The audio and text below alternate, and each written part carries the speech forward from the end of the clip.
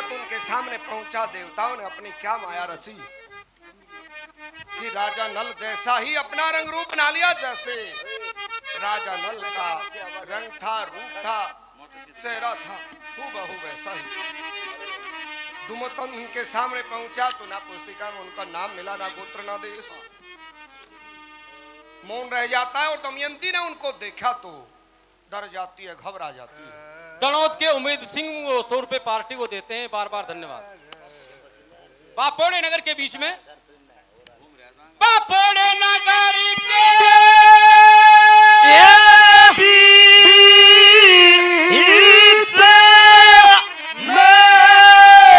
बसा में बरसा है भगवान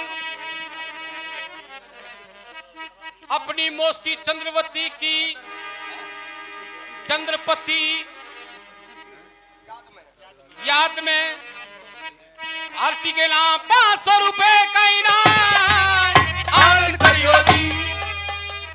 तो दमयंती घबरा जाती है और विचार क्या कहे राम, हे भगवान ये कैसी माया है। सुनाए कि अभी कुछ देर पहले मेरे रणवास में एक राजा नल आए थे और यहाँ इस स्वयंवर सभा में तो 5 राजा नल बैठे हुए हैं। ये कैसी रहस्यमयी माया है, कैसी अद्भुत माया है। ऐसा तो मैंने सुना है कि एक स्थान पर एक ही समय में एक रंग रूप के 2 इंसान तो हो सकते हैं, वो भी मैंने देखे नहीं है, सुना है कि हो सकते हैं, लेकिन 5 कभी नहीं सुने एक स्थान पर एक रंग रूप के 5 इंसान बैठे हों एक ही समय में। राजा नल ने कहा था कि स्वर्ग से 4 देवताएं हैं, हो ना हो ये उन चारों देवताओं की माया है, लेकिन मैं इतनी सामर्थ्यवान नहीं हूं कि देवताओं की माया का पार मैं पा सकूं। अब तो मेरे पास केवल एक ही रास्ता है कि मैं देवताओं की शरण में जाऊं। भाई सुनो मुकेश, इसके अलावा कोई रास्ता नहीं है, देवताओं की शरण में ही जाना होगा। तो दमयंती आंखों में आंसू भरे हुए अंतर्भाव से देवताओं के प्रति समर्पित होकर उनसे क्या प्रार्थना करती है।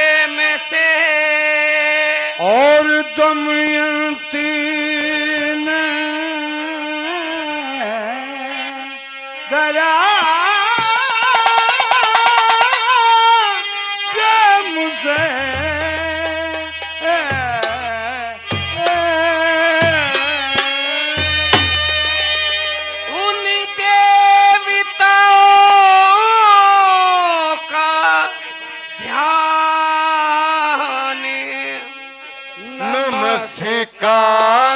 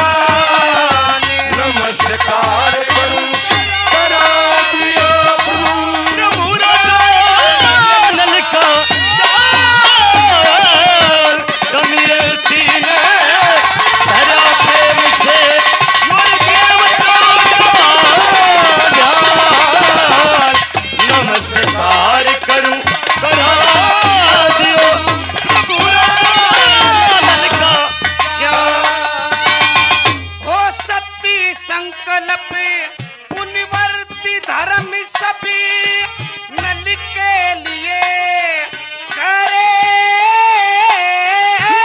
सब कर्तव्य मिल जाएंगे धूल में जन नहीं मेरे मन का भाव प्रेम से समझो हे देवता लोगी हरे वैसा अपना रूप बना लो जैसे आप करे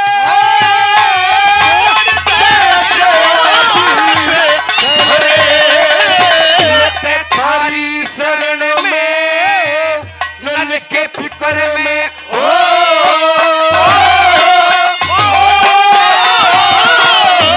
थारी शरण में नल के फिक्र में मैं नहीं भी खोलूंगी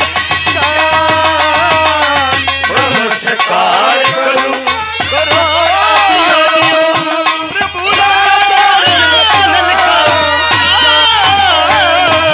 दमयंती ने दया प्रेम से और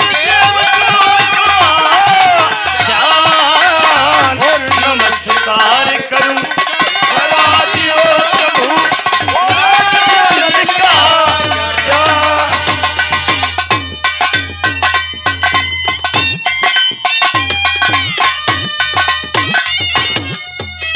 क्या कहने साधो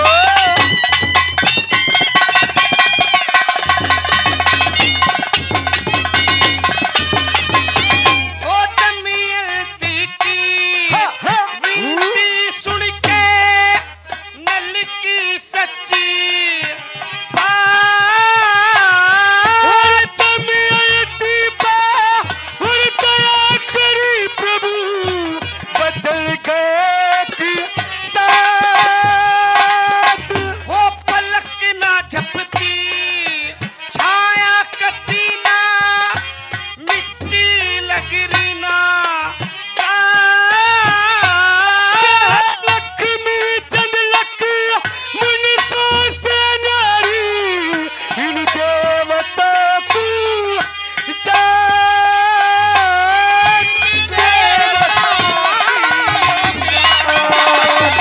जिनकी सुंदर माला जमीन से ऊंचा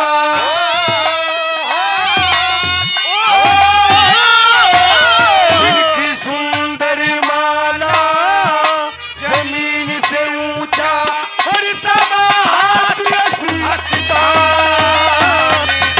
नमस्कार करूं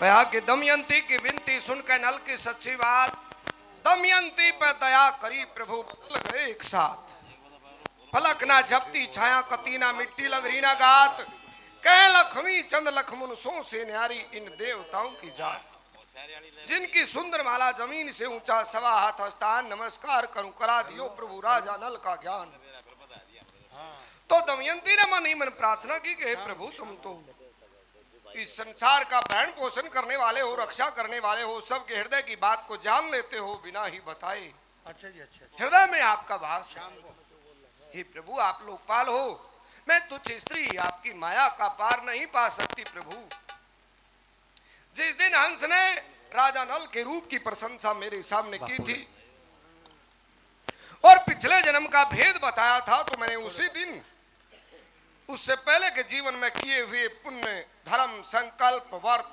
सभी राजा नल के नाम कर दिए और ये संकल्प लिया कि पति वरूंगी तो राजा नल को प्रभु मेरे मन के भाव को आप समझिए जानिए मैं आपकी शरण में हूं अगर आपने मुझ पर कृपा नहीं की तो आपके बैठे बैठे मैं अपने प्राणों का त्याग करूंगी आपके देखते देखते तो जब देवताओं ने दमयंती के हृदय के भाव को जाना और समझा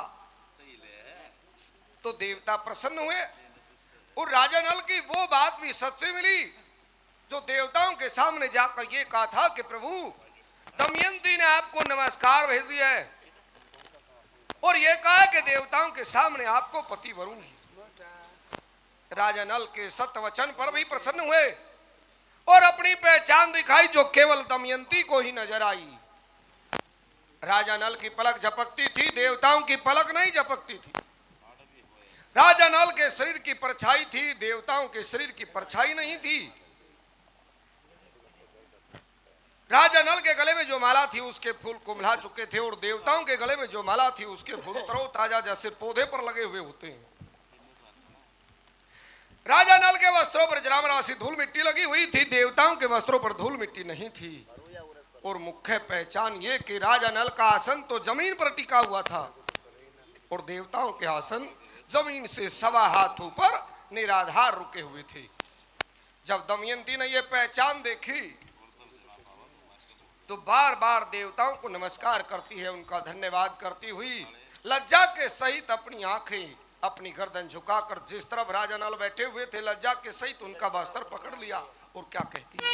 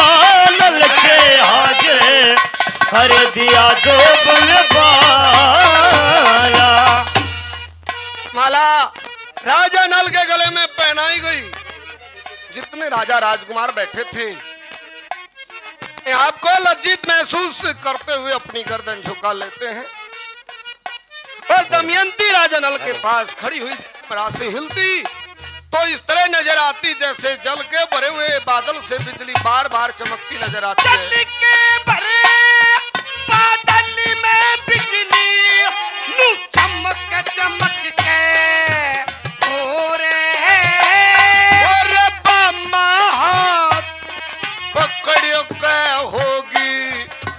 खड़ी पति के रे हो सती पति ने सती समझ के वो बंधी धर्म के गोरे और चंदा सा मुख बोल बोल के आए मीठी चित में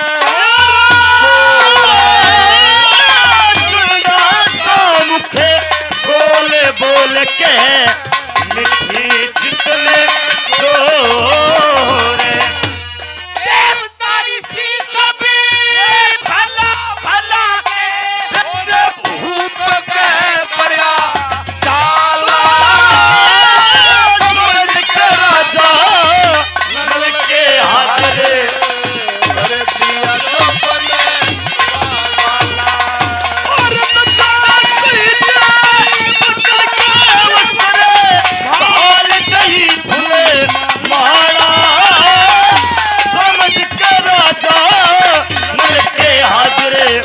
कर दिया जो बने वाला।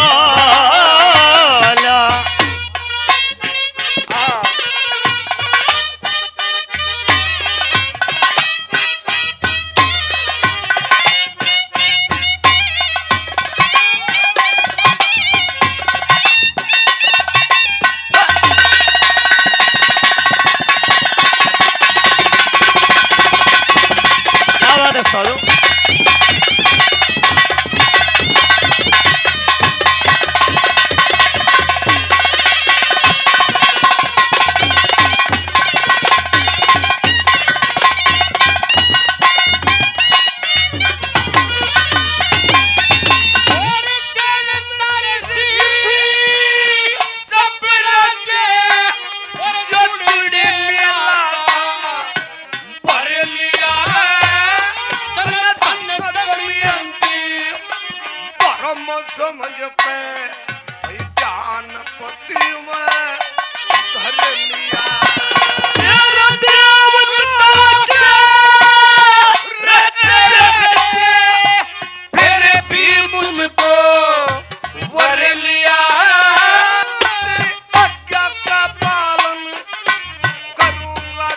भरे ये मन में भी संकल्प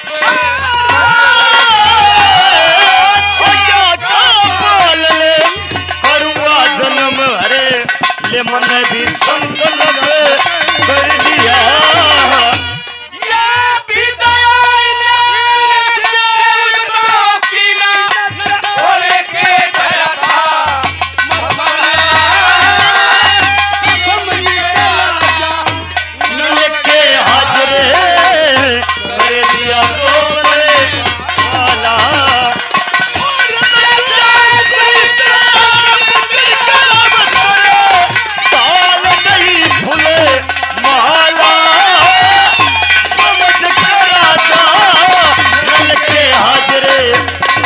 दिया जो बन वाला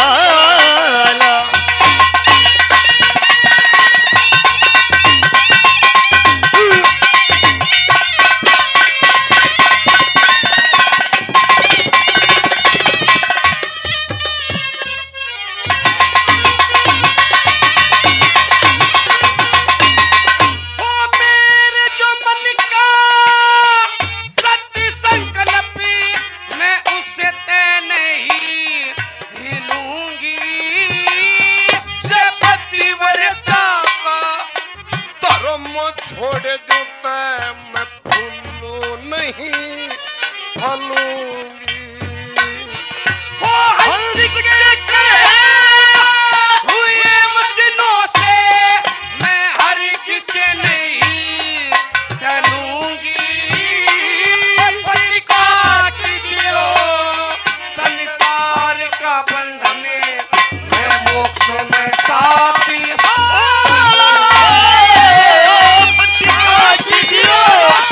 संसार का बंधन हम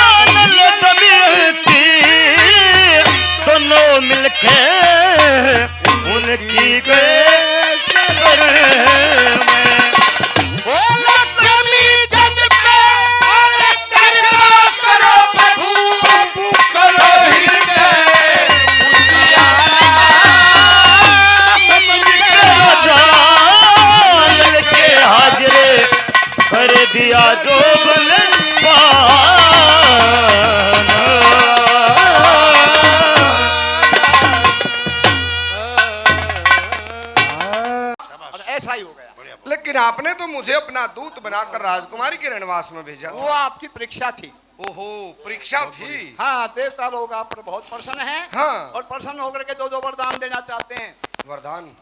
2 वरदान ये वरुण देवता देना चाहते हैं। क्या? आपके गले की फूलों की माला हमेशा तरोताजा, जैसे पौधे के लगे हुए फूल कभी नहीं मुरझाएंगे जी। एक आपत्ति में जहाँ चाहोगे जल का घड़ा भरकर तैयार मिलेगा। साधन जुटाने की आवश्यकता मुझे नहीं हो। कोई नहीं, 2 वरदान अग्नि देवता देना चाहते हैं। जी। ते पूरी होने पर अग्नि के लोक मिलेंगे। हाँ। एक आपत्ति में जहाँ चाहोगे बलकर तैयार मिलेगा। ठीक है प्रभु। 2 वरदान धर्मराज देना चाहते हैं। सदा धर्म में बुद्धि लगी रहेगी और एक जितना स्वादिष्ट भोजन अपने हाथ से बनाओगे अन्य किसी व्यक्ति से नहीं बनेगा। नहीं बनेगा। 2 वरदान इंद्र देवता देना चाहते जी। हैं। ते पूरी होने पर उत्तम गति मिलेगी। एक आपके यज्ञ के हव्य कब को देवता प्रत्यक्ष होकर के दिया करेंगे, जैसे आज सन्मुख खड़े। तो मैं इन वरदानों को स्वीकार करता हूँ। खुश रहो, आनंद करते रहो। खुश रहो, खुश रहो। अच्छा भगवान, अच्छा भगवान, जाने प्राण ने, अच्छा भगवान, अच्छा भगवान। और खून जलावे। तो देवता 2 वरदान देकर अपने लोक में चले जाते हैं। विधि विधान के अनुसार वो विवाह संपन्न हुआ। तो जब देवराज इंद्र अपने लोक में जा रहे थे तो मार्ग में कलयुग मिलता है, अपने सारथी द्वापर को लेकर गाजे बाजे के साथ चला जा रहा था मृत लोक की तरफ। चलिए महाराज, आ जाओ महाराज लो। ये क्या बजा रहा है? रोने धोने की धुन बजा रहा है राजीजा हूँ। ना, बहुत भुंडा है। नकली का। महाराज लो। कलयुग महाराज की शादी है, कलयुग महाराज की शादी है। ओ महाराज की शादी है, कलयुग महाराज की शादी है। महाराज की शादी है। हट जाता हूँ पाछे में, नाचन देगी भरत में।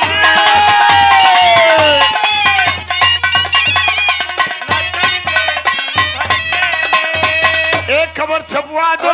कलयुग। ठहरो। कौन है भाई? देवराज इंद्र। इंद्र महाराज, मैं आपको नमस्कार करता हूँ। खुश रहो। अपने सारथी द्वापर को लेकर गाजे बाजे कहाँ चले जा रहे हो भाई? हम जा रहे हैं कुंदनपुर। उड़े बाती जागा। नहीं, आज दमयंती का स्वयंवर है। हम उसको बिहाने के लिए जा रहे हैं क्योंकि हमारा दिल उसके ऊपर मोहित हुआ पड़ा है।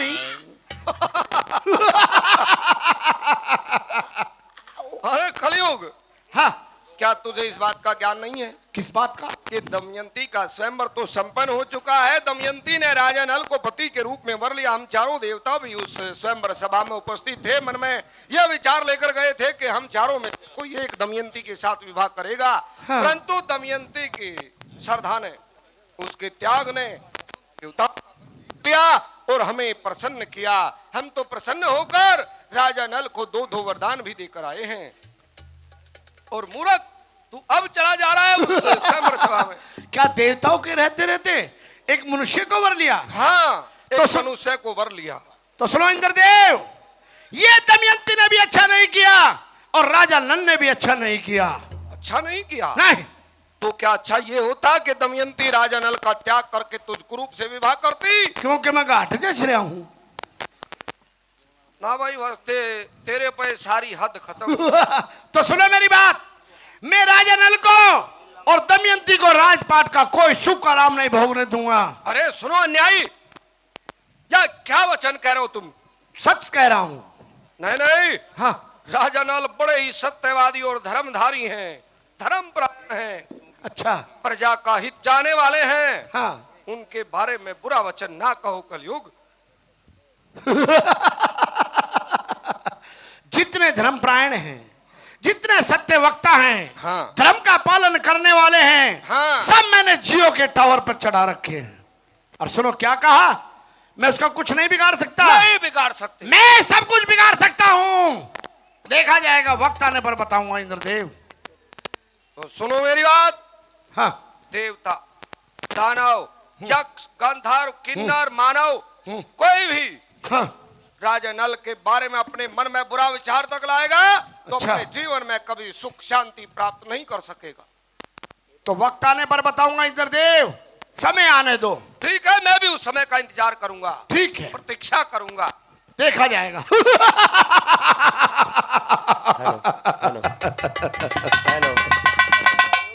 तो जब कलयुग को इस बात का ज्ञान कि राजा नल को दमयंती ने पति के रूप में वर लिया तो बहुत क्रोध आया। देवराज इंद्र के सामने ये कह दिया कि मैं राजा नल को, दमयंती को राजपाट का कोई सुख आराम नहीं दूंगा।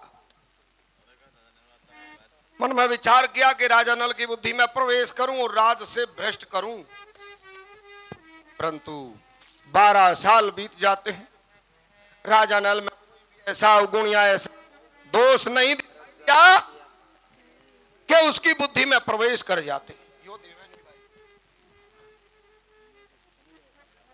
तो 12 वर्ष के पश्चात क्या हुआ?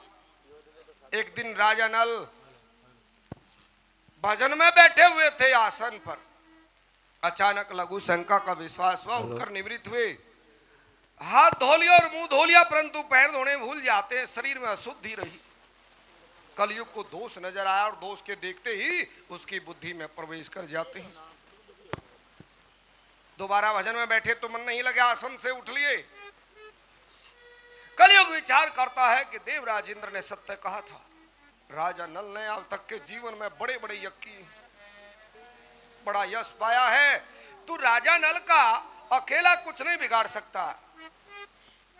तो दूसरा अपना सूक्ष्म रूप बनाया और अपने सारथी द्वापर से कहा कि द्वापर भाई तू मेरी सहायता कर, तू पासों का रूप धारण कर, मैं वे पासे लेकर राजा नल के छोटे भाई पुष्कर से कहूंगा कि तू राजा नल के साथ जुआ खेल, तो अपना प्रभाव और बढ़ा देना। ऐसा युवा के द्वापर ने पासों का रूप ले लिया। कलयुग उन पासों को लेकर पुष्कर के द्वारे पर जाकर आवाज लगाते हैं, अरे पुष्कर, अरे कौन है काका? अरे जरा बाहर आओ बेटा। ठीक है महाराज, आते हैं। महाराज नमस्कार। चिरंजीव रहो, खुश रहो, आबाद रहो, यहाँ रहो तो यहाँ रहो, जाके गाजियाबाद रहो। महाराज हाँ, मैंने आप पहचाने नहीं। तूने मुझे पहचाना नहीं? नहीं। मैं कलयुग महाराज। कलयुग महाराज? हाँ महाराज हाँ मुझसे ऐसी क्या गलती हुई हाँ। जो आपने मुझे सुबह सुबह दर्शन दिए महाराज? हाँ। अरे मूर्ख, हाँ। तुझसे गलती नहीं हुई, और तेरे भाग उदय हुए हैं। क्यों?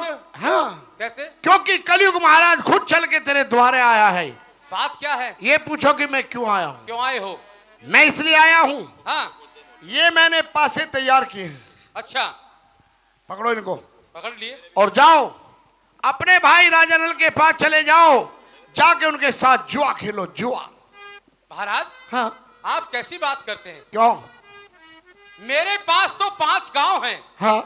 वो जीत जाएंगे और बैठ जाऊंगा कल्लर कोरे महाराज। नहीं नहीं, अरे मूर्ख, मैं उसको हरा दूंगा, तेरे को जिता दूंगा।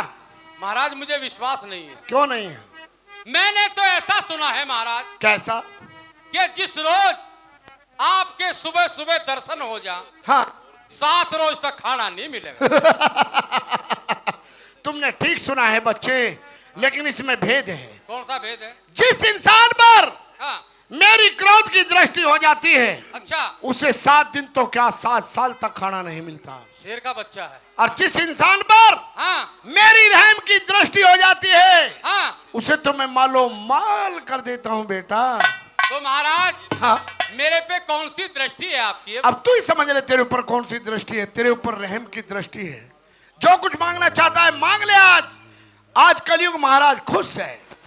महाराज हाँ, मुझे तो डर है कदे डबो तो आप। नहीं, तेरी पूछड़ पकड़ के जमीन से अधर रखूंगा। अरे एक बात और सुनो, हाँ। जब राजा नल इन पासों को छुएंगे, अच्छा 1000 वोल्टेज का काम करेंगे। अच्छा, हाँ, जाओ, चले जाओ। ठीक है महाराज, जाता हूँ। जाओ। ध्यान रखिए महाराज। हाँ, चढ़ पूरे जा, रहिए। चढ़ जा बेटे, सूली पे भली कर राम। ठीक। जाओ, चले जाओ। तो कलयुग पुष्कर को वो पासे देकर वहां से अंतर्धान हुआ। पुष्कर बड़ा प्रसन्न था कि आज कलयुग के प्रभाव से तू राजा नल को इस खेल में मात दे पाएगा।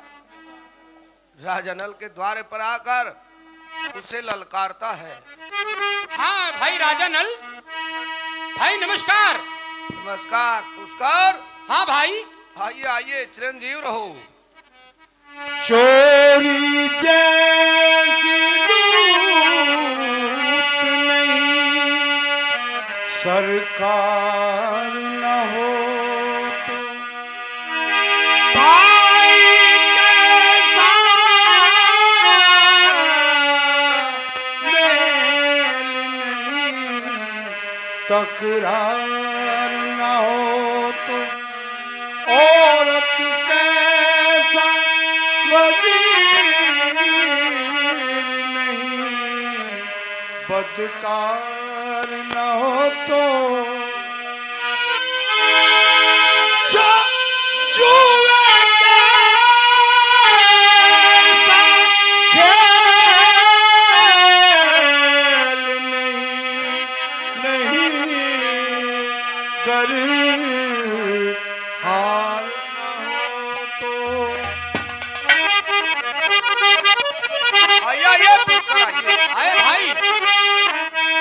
आज तो बड़े प्रसन्न नजर आ रहे हो भाई। भाई आज बैठे बैठे दिल कर गया। अरे भाई, हाँ भाई। तेरी प्रजा तो कुशल मंगल है, हाँ भाई, तेरा परिवार, बहुत अच्छी तरीके से भाई, कोई कमी तो नहीं तेरी प्रजा में? कोई कमी नहीं भाई। अरे वाह वाह भाई, न्याय सहित अपनी प्रजा का पालन करते रहो। किसी चीज की आवश्यकता हो तो सीधे मेरे पास चले आना। ठीक है भाई। तो आज किस कार्य के लिए आए हो इधर? भाई आज बैठे बैठे दिल कर गया क्या? कि भाई के पास जाऊं हाँ। और 2 बाजी लड़ा करके आऊं, जुआ खेल का आऊं। जुआ? हाँ भाई। पुष्कर, हाँ भाई। अपने होश में है या अपने होश खो चुका है? नहीं, मैं होश में हूँ। तो क्या तुझे ये कहते हुए लाज नहीं आई?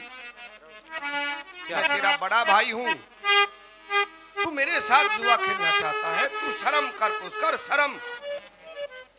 लेकिन खेल में क्या शर्म होती है भाई? ये खेल अच्छा नहीं होता। अगर तुझे धन की आवश्यकता है तो मैं धन दिए देता हूँ, लेकर चला जा। मैं धन लेने के लिए नहीं आया, मैं आज 2 बाजी खेलने के लिए आया हूँ।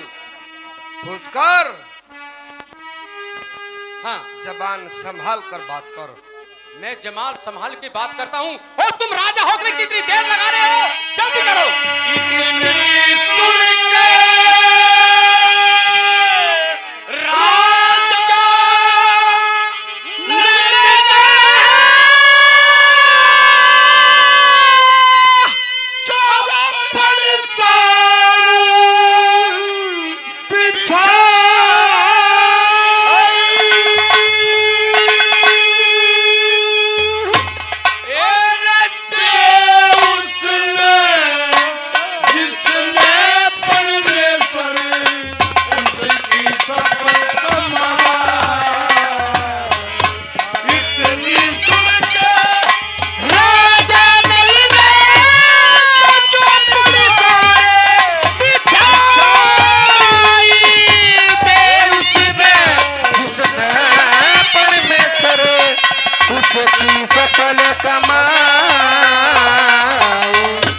हाँ भाई।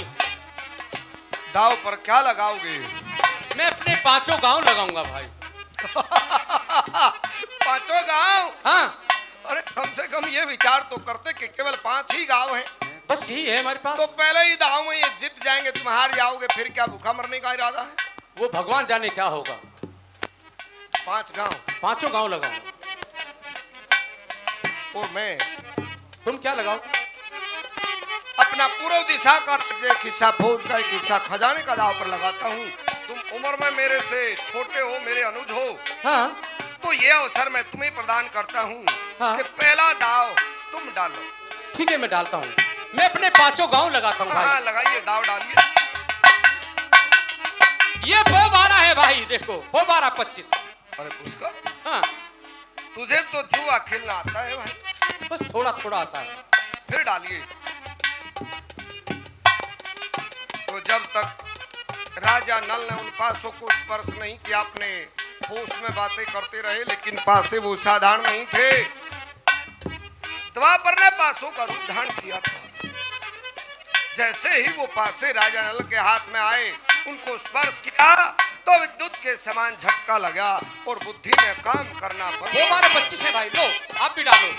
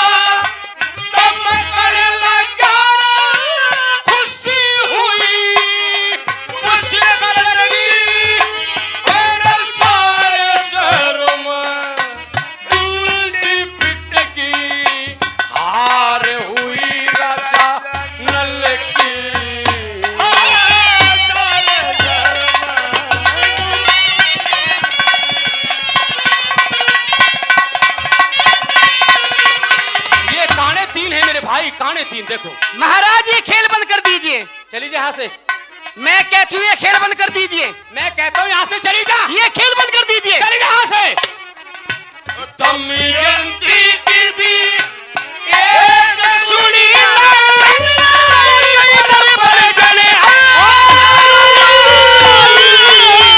उसने जिसने परमेश्वर उसकी सफल कमा सफल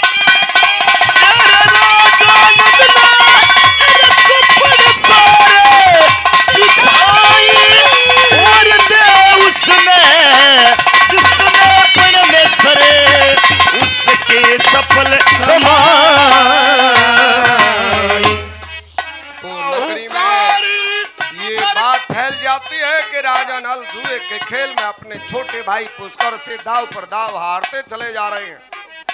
तो नगर के जो साहूकार सेठ थे, राजा के प्रिय थे, हितैषी थे, वो इकट्ठे हुए चर्चा करते हैं कि चलो भाई ऐसा सुना है कि राजा जुए के खेल में हारते जा रहे हैं, चलो उनकी क्षण में चलते हैं और उनसे प्रार्थना करेंगे कि इस विनाशकारी खेल को यही समाप्त कीजिए।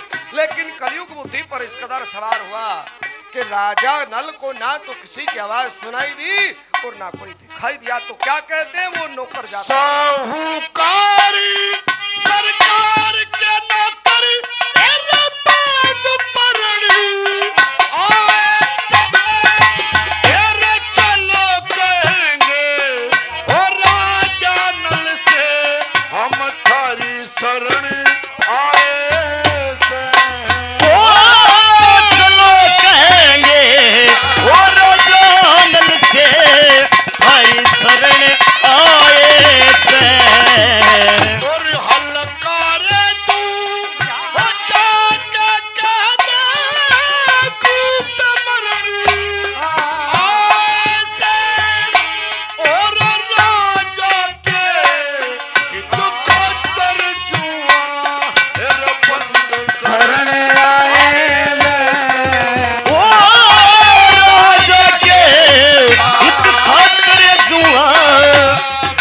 करने आए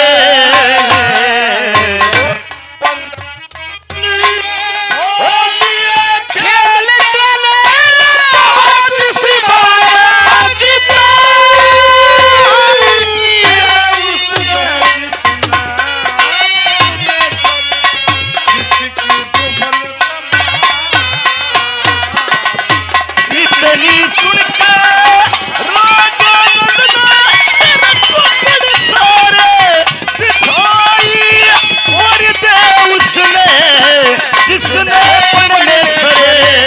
उसकी सफल पुष्कर। भाई मैं अपना पश्चिम दिशा का राज्य खिस्सा भोज गए किस्सा खजाने का और दाव पर लगाता हूँ। दो दांव डालिए।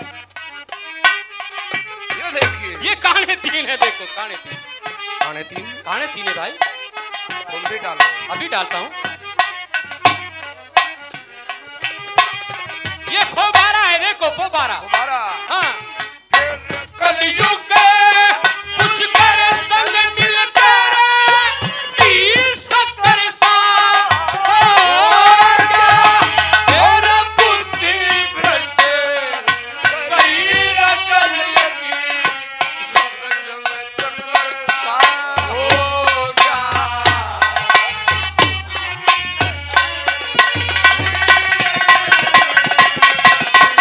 चक्कर सा हो गया। बालक बचे रानी बंदी, सपना फिकर सा हो गया, राजा नल की हार होने का शहर मची करता हो गया। राजनल की हार होने का शहर मजकर सा हो गया रे। और नौकर चाकर राज के मंत्री सब फिरे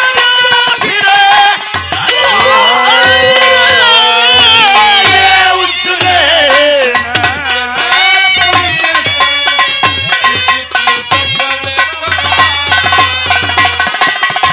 इतनी सुन के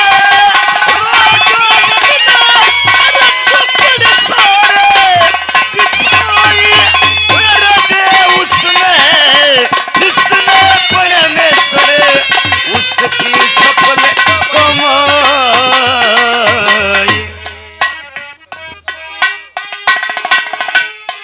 अभी डालिए पुस्तक। जानता हूँ भाई, ये देखो वो 12-25 है भाई, मैंने अपने 5 गांव लगाए थे। ये काने तीन है, काने तीन। हो दमयंती भी फिकर करे कदे राज भी जीत जा सारा हो काने तीन बड़े राजा के खुश करके पोवारा। काने तीन बड़े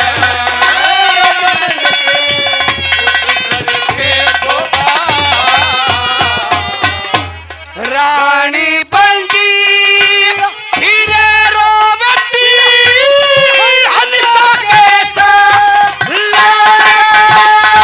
हो नौकरी चाकरे राज के मंत्री रोवन लगा हलकारा। नौकरी चाकर राज के मंत्री रोवन लगा लक्ष्मी चंद ने प्रेम में भर का कथा राजा नल की आई है उसने जिसने बनने से उसकी सुपन कमाई।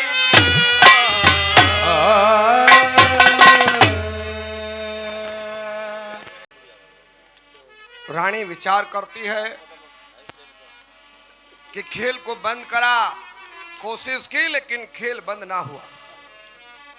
राजा दाव पर दाव हारते चले गए।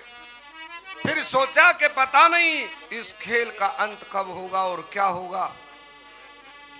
कम से कम अपनी संतान को तो बचा। अपनी बांदी को बुलाकर क्या कहती है?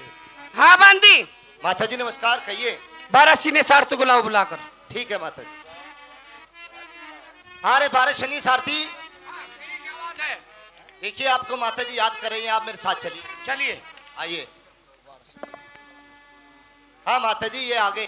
ठीक है आप जाइए। माता जी नमस्कार, नमस्कार। कहिए मुझे किस लिए बुलाया?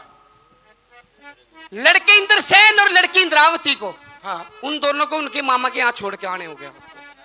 लेकिन पहले मैं राज के कर्मचारियों से पूछ लेता हूँ। ठीक है पूछिए। हाँ भाई राज के कर्मचारियों, हाँ जी, जो माता जी बात कहती है वो ठीक है? हाँ वो ठीक कहती हैं।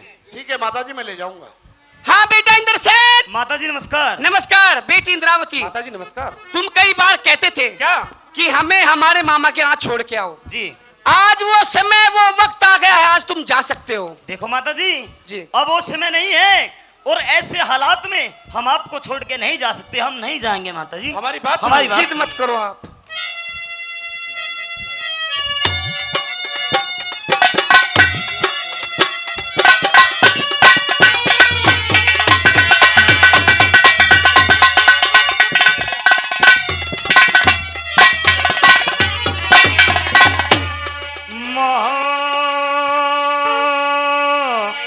मम्मा के मत गालिए, रो रो आंसू आलिए, तेरे बिना जी ना लगे, तू चले तेरे आलिए। मम्मा के मत गालिए, रो रो आंसू आलिए, तेरे बिना जी ना लगे, तू चले चले मम्मा के मत गालिए। तेरी नुने कुआ नुने जेरो,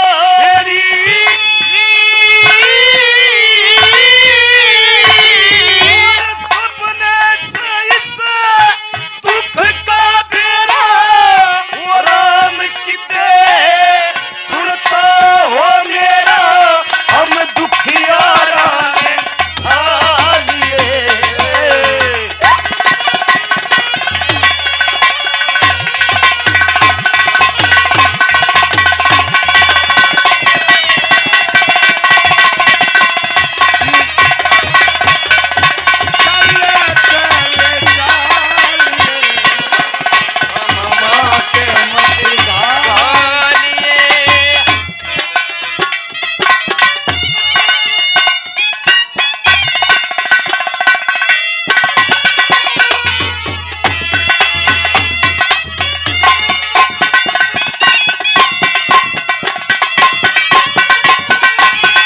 और राज गया धन मान गया,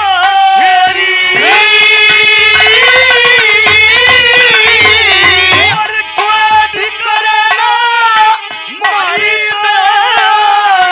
दुख दुख बाकी रहाई बे मसुक के दिल थे चाहिए। मामा मत आइए, रो रो आंसू आलिए, तेरे बिना जी ना लगे, तू चले चले जाइए, मम्मा के मत गालिए। और धर्म हिलाया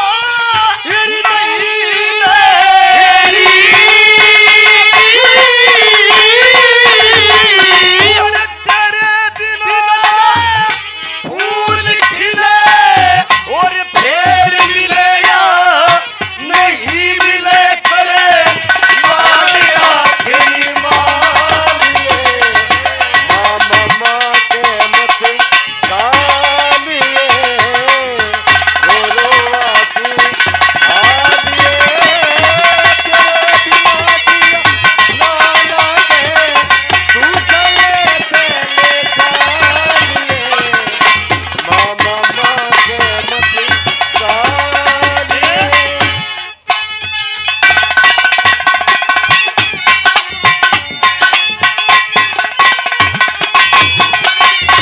और लक्ष्मी चंदा मोहजाले छोड़ेरी,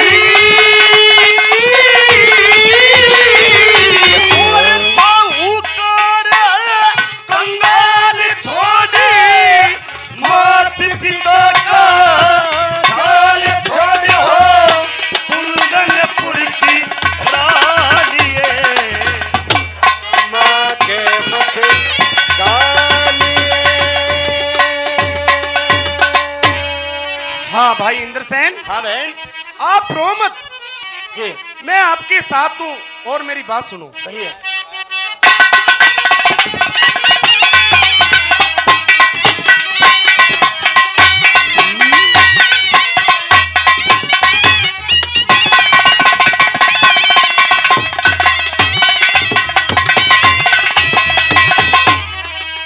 अरे इंद्र सैनी मम्मा के चले हमें दोनों पहाड़ी भाई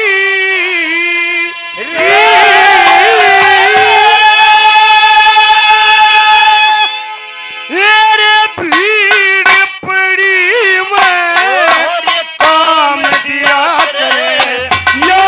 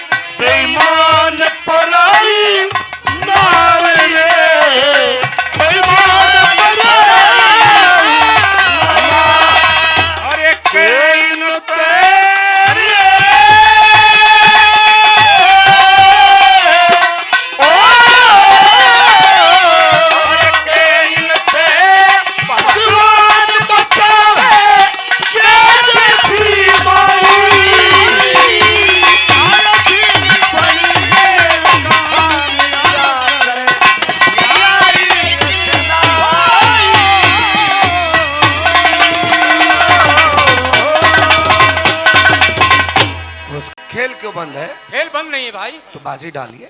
मैं बाजी डालता हूँ। मैंने अपने 5 गांव लगा दिए भाई। ये देख ले 12-25 है भाई। तो मैं अपना उत्तर और दक्षिण दिशा का सारा राज्य, सारी फौज और सारा खजाना दाव पर लगाता हूँ। लगाइए। लो ये लीजिए। ये काने 3 है मेरे भाई, काने 3। अरे पोबारा होगा पुष्कर। नहीं भाई, काने 3 है भाई। मैंने तेरा राजपाट धनमाल सब कुछ जीत लिया है भाई।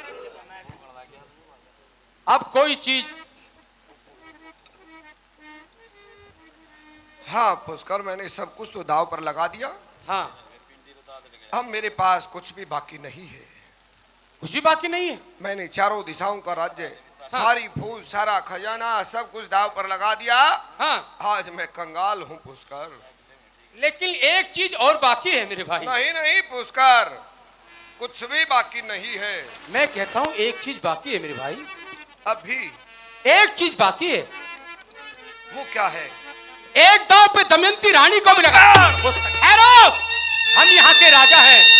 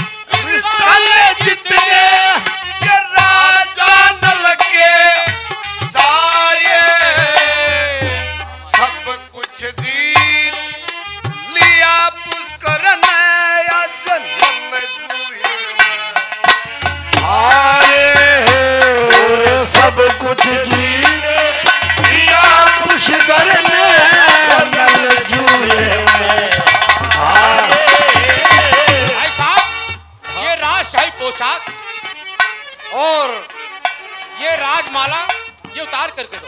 ताज और कुंडल मोहन माला सब कुछ दो। ताज और कुंडल मोहन माला सब आभूषण तारे, दुखी मन मन में ना बोले राजा, न लगे रत के मारे। और दुखी मन मन में ना बोले राजा, न लगे रत के मारे। हाँ भाई, हाँ पुष्कर, एक वस्त्र तो तेरी रानी के लिए देता हूँ और एक वस्त्र ये तेरे लिए देता हूँ। इसको ओढ़ करके और अपनी शान लको करके शहर से बाहर से निकल जाओ। जाओ। ये मेरा हुक्म है। हाँ, यहाँ का राजा तू जो है, अब तो तेरी ही आज्ञा का पालन करना होगा। जाओ। सब कुछ तज दिया एक वस्त्र में, और सापत शान बोली दुश्मन की बताने सुनते वाली बोली। अरे हिरना बात के आग लगा, नार चैन बोली बताने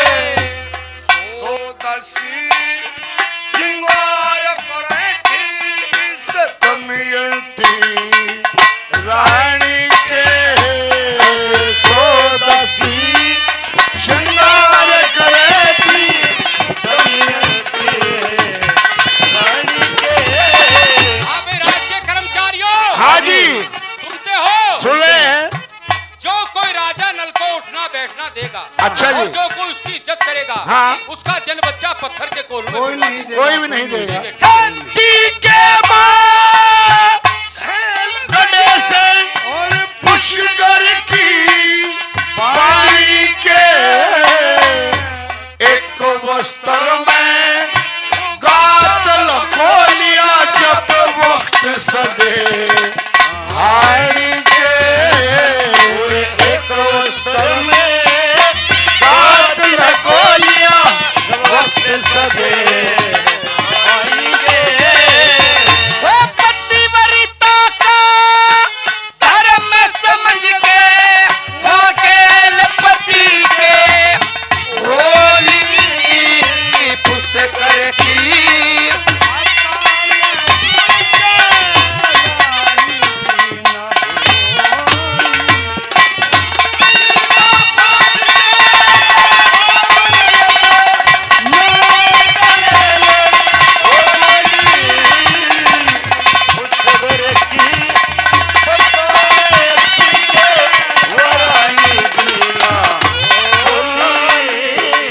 चिपी भाई ते भाई वो पैर करने लगे कुछ बड़े छोटे नहीं से इस ते बत्ती सर पे धरने ने कोई पाप की पोटे नहीं से रानी नु सोचे धर्म से बढ़ के और कोई ओटे नहीं से मैं जान गई किसे देव की माया मेरे पति में खोटे नहीं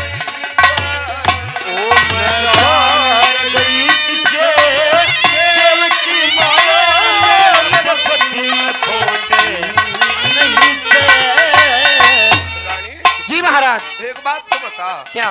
मेरी संतान कहाँ है? वो दिखाई नहीं दी।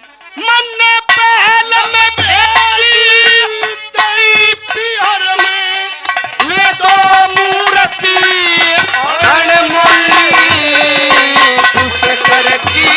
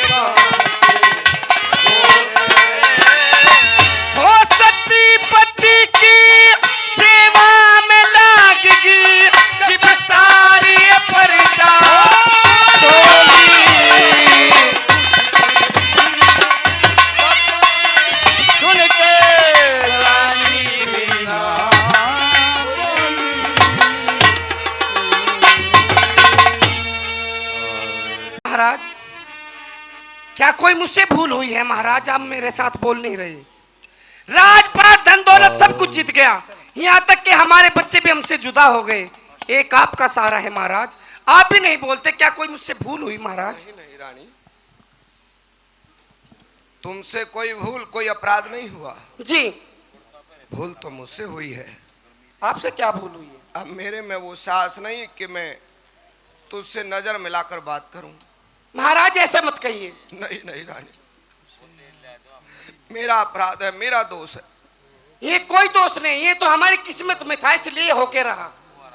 और मुझे दुख इस बात का नहीं कि मेरा राजपाट धनमाल खजाना के मेरी संतान भी मेरे हाथों से छूट गई। जी, इस बात का दुख कतई नहीं है। और किस बात का दुख है महाराज? दुख है तो किस बात का जी कि जिस प्रजा को मैंने हमेशा अपनी पुत्री के समान समझा, जी आज उस प्रजा ने भी हमसे मुख मोड़ लिया। जी 3 दिन हो गए इस गांव के बाहर, जी इस राजधानी के बाहर, जी लेकिन इस प्रजा का कोई भी आदमी हमसे ये तक पूछने ना आया कि हम भूखे हैं या प्यासे हैं। जी हाँ रानी जी मैंने वो पुष्कर का ऐलान सुना, जी वो मुनादी सुनी जी कि पुष्कर ने ये मुनादी कराई चारों तरफ कि इस प्रजा का कोई भी आदमी हमसे बात करेगा या हमें उठना बैठना देगा, जलपान कराएगा जी। तो उसका जन बच्चा पत्थर के कोलू में पिलवा दिया जाएगा। जी हाँ, ऐसे ही कहा है। तो प्रजा को पुष्कर का भय है। जी हाँ परंतु एक बात समझ, जी मैं इस प्रजा का राजा रहा हूं, जी आज भी इस प्रजा को अपनी पुत्री के समान ही समझता हूं। जी महाराज। मेरी प्रजा पर कोई आपत्ति नहीं आनी चाहिए। जी अगर हम यहाँ और ज्यादा रुके, जी हो सकता है कि प्रजा का कोई आदमी हमसे बात करे हाँ और पुष्कर उसके जन बच्चे को पत्थर के कोलू में पिलवा देगा। जी मेरी प्रजा का हित इसी में है, इसी में मेरी प्रजा की भलाई है कि इस नगरी का त्याग कर देना चाहिए। ठीक है महाराज, चल रानी। चलिए। अब राजा रानी उस राजधानी का त्याग कर देते हैं। 3 दिन गांव के गोरे रहे, फिर वहां से चल पड़े, जंगल में पहुंचे। अब कलयुग ने विचार किया कि राजा ने अपने साहस का त्याग नहीं किया और ना ही धर्म का त्याग किया। इनके शरीर पर वस्त्र हैं, यह भी नहीं छोड़ूंगा। भूखे थे, राजा नल के उद्र में भूख को अग्नि को इतना बढ़ा दिया कि एक कदम भी आगे रखना बड़ा मुश्किल हो जाता है। अपने सारथी द्वापर को लेकर कलयुग ने 2 सुनहरे रंग के पक्षियों का रूप बनाया और राजा के सामने इधर उधर टहलने लगे, घूमने लगे। बार बार राजा की नजर उन पक्षियों पर जाती। रानी जी महाराज। तुझे कुछ नजर आया? जी नहीं। देखिए बहुत देर से मैं देख रहा हूँ, क्या? वो 2 पक्षी सुनहरे रंग के हाँ, बार बार मेरे सामने इधर उधर गुजरते हैं। मुझे भी नजर आ गए। जी तो मैं अपना ये वस्त्र इन पर डाल दूं क्या तो और इन्हें पकड़ लूं? फिर? इनको खाएंगे मार। राम राम महाराज, ये आप कैसी बात करने लगे?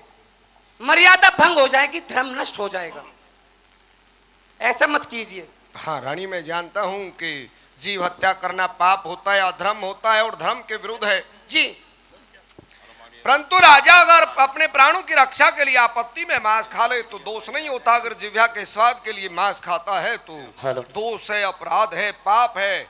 जी महाराज। राजा भिक्षा मांग कर अपना पेट नहीं भर सकता, जी अगर धर्म को जानता है तो। जी प्रथम धर्म तो इंसान का ये है अपने प्राणों की रक्षा करना। जी महाराज। आत्म रक्षा करना। जी ऐसी आपत्ति में अगर मांस खा ले तो दोष नहीं है।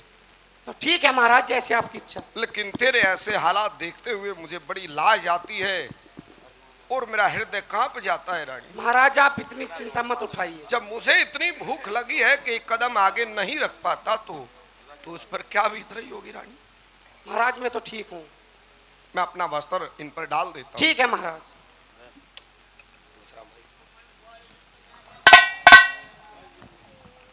तो रानी मैंने अपना वस्त्र इन पर डाल दिया, मैं पकड़ लेता हूँ।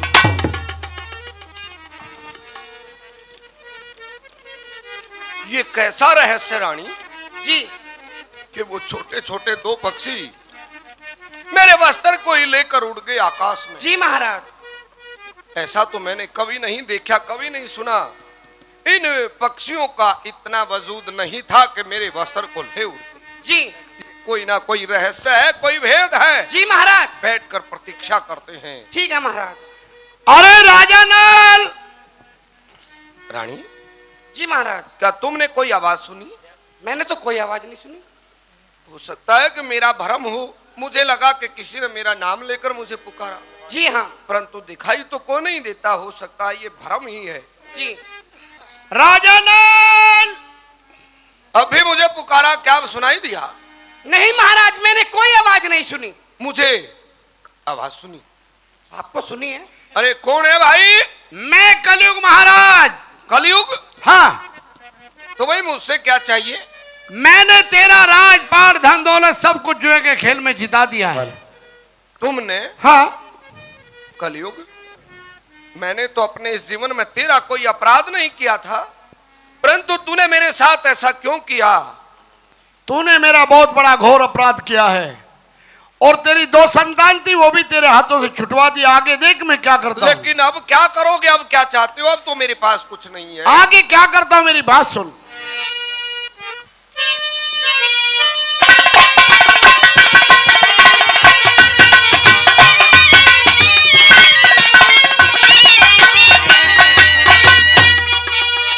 और कलयुग बोला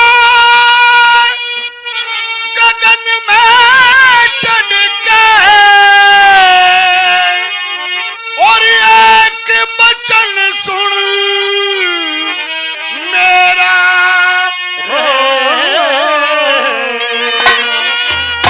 और पस से बढ़ के राज जिता दिया नल जुए में तेरा।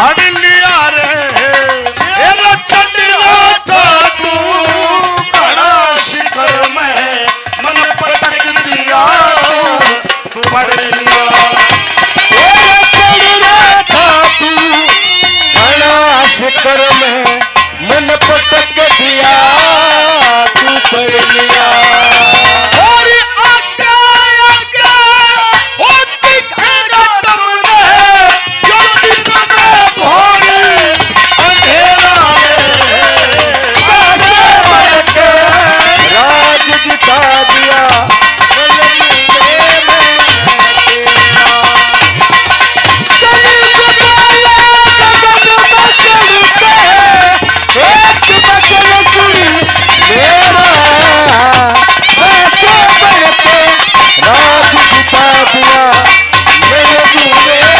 बहुत अच्छे, क्या बात है।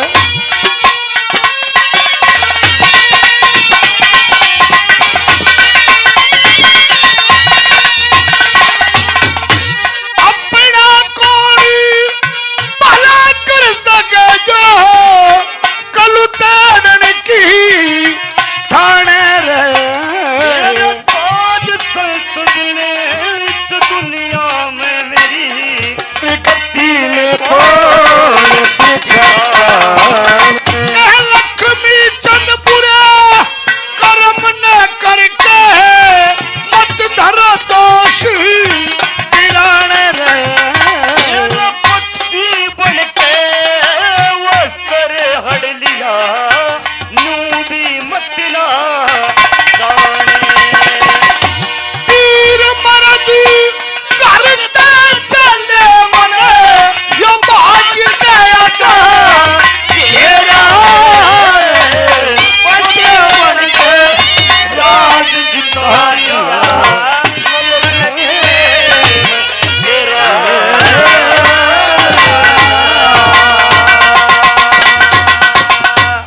तुझे कल बखत से आना यही खेल होगा। बोलो श्री गंगा जी की जय।